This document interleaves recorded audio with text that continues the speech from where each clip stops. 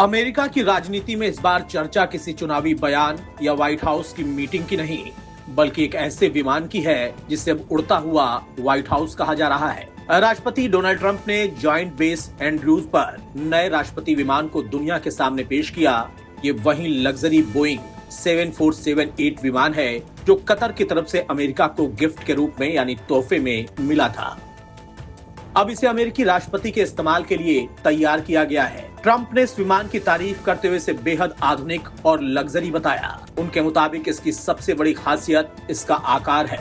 उन्होंने कहा कि पुराने विमान के मुकाबले ये काफी बड़ा है और इसमें सुविधाएं भी पहले से ज्यादा एडवांस हैं।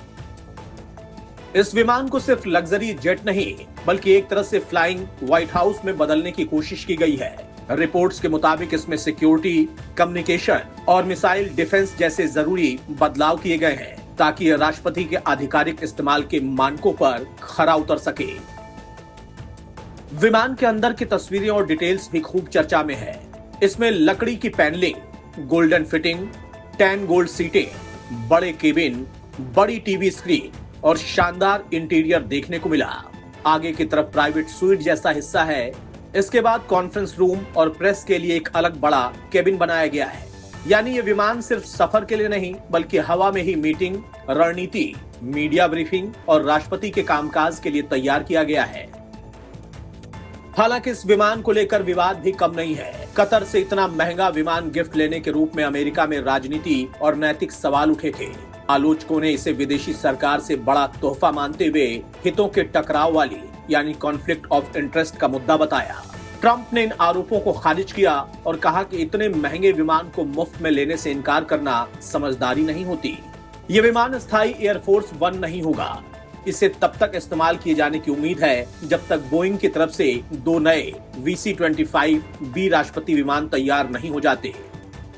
इन विमानों में देरी हुई और अब इनके 2028 तक मिलने की उम्मीद जाहिर की जा रही है। अमेरिकी एयरफोर्स के मुताबिक ये विमान जल्द ही कमिश्निंग फ्लाइट्स शुरू करेगा, यानी ऑपरेशनल सर्विस में आने से पहले इसकी अंतिम टेस्टिंग की जाएगी। इसके बाद ये राष्ट्रपति के आधिकारिक सफर का हिस्सा बन सकता है। कुल मिलाकर ट्रंप का नया विमान सिर्फ एक लग्जरी जेट नहीं बल्कि अमेरिका की सत्ता, सुरक्षा और सियासत का नया प्रतीक बन गया है। एक तरफ इसे आधुनिक एयरफोर्स 1 बताया जा रहा तो दूसरी तरफ सवाल उठ रहे हैं कि क्या किसी विदेशी सरकार से मिला इतना बड़ा तोहफा अमेरिकी लोकतंत्र की पारदर्शिता के लिए सही है। फिलहाल इतना तय है कि ट्रंप का नया उड़ता व्हाइट हाउस दुनिया भर में चर्चा का विषय बन चुका है।